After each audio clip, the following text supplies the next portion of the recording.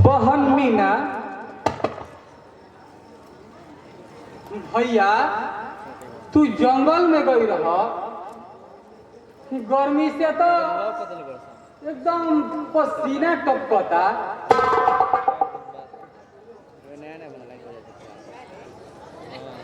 अब तुरंत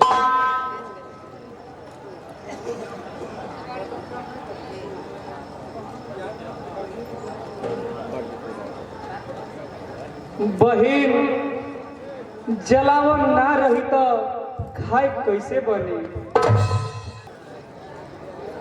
लड़की के बाप मुखिया हवन, हमार संगतिया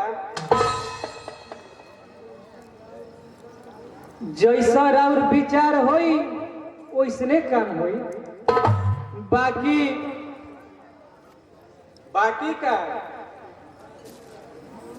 बाकी हम हर गमे मजबूर बानी।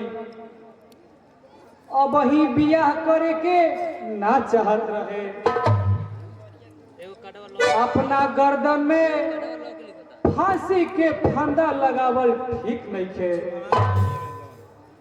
अब ही हमार बही कुंवारी बिया।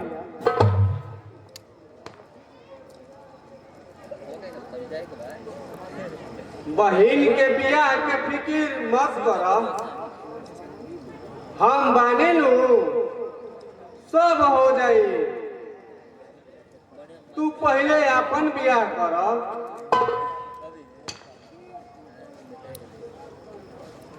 ए टूटल मड़ई के पसंद करी, जवन हमरा से बियाह करी। महल में रहे वाली लड़की ये झोपड़ी के कैसे पसंद करे। ओकर बाबू हमरा के पसंद करी है।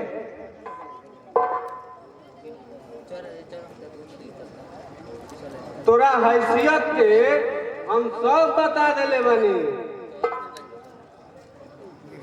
तू बियाह करे पर तैयार बाड़न।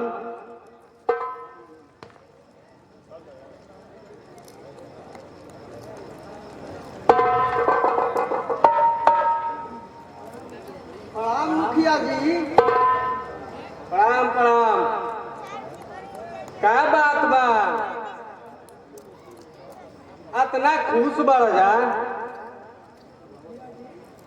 मुखिया जी असली फिकिर वाला काम हो गए। मीना बहन के बियाह सुखी संपन्न, बीए में लड़का पढ़ता, वही घर में ठीक हो गई।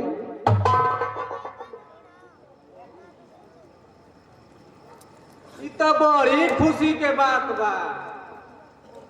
ओहिजा कैसे पहुंचल जा। प्रेमचंद उ कमल लड़का है कि एह गरीब पर ऐसा दया कैलस। उ बियाह करे के सकार लेलस।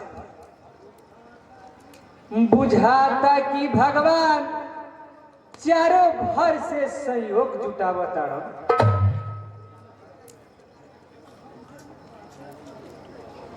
उ हमार पाका संगतिया है,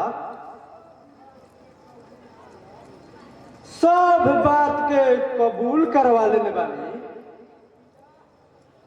ई बियाह कटे वाला नहीं थे।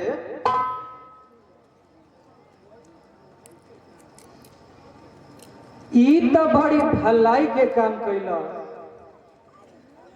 बड़का चिंता फिकी रहे बहिन के बियाह के, अनहरिया घर के अंजोर कर देला।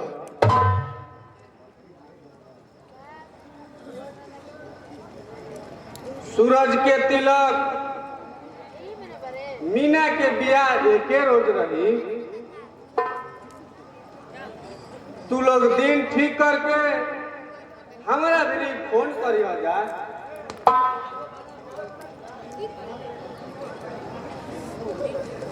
दोनों भैया के बियाह ठीक हो गई।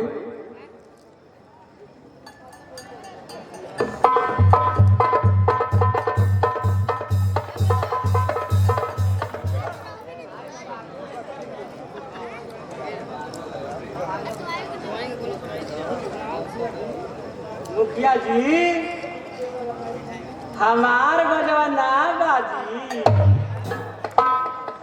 हम केतना बढ़िया लड़का बानी। ते तो लड़का कितना बढ़िया तीन मुंडा बारे, तोरा के हुंडा गाड़ी मिली।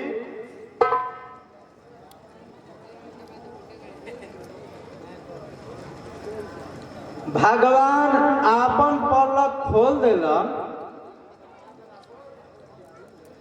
ई घर में बड़ भौजाई आई, बढ़िया नु बा तोहरा के आ घुरला के मिठाई खियाई है। हम लपटो खाई लपटो,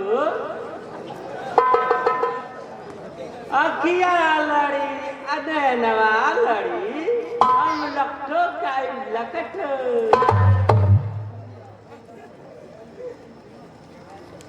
ते लक्षो खाई है, कूद मत, जो यहाँ से अपन काम देख।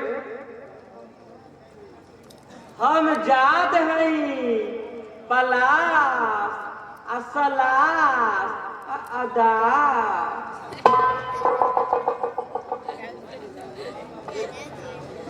बड़ी बढ़िया लड़की बिया, मुखिया के लड़की बिया, हमार दोस्त हवन। अच्छा अब हम चला तनी, कौनो बात के फिक्र नहीं खे करेगे, हम सब पूरा करब। मुखिया जी रउआ हमरा बाप से तनिको कम नहीं थी। बाप मतारी ऐसा प्यार दुलार देनी, हमरा ऐसा गरीब अभागा के रउए सहारा मिलनी।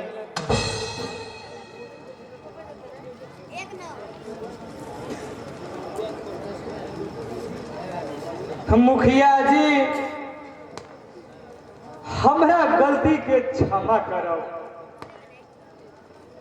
ये है अभागा के ख्याल रखो। सूरज, हमार ख्याल तोहरा पर हमेशा रहेला।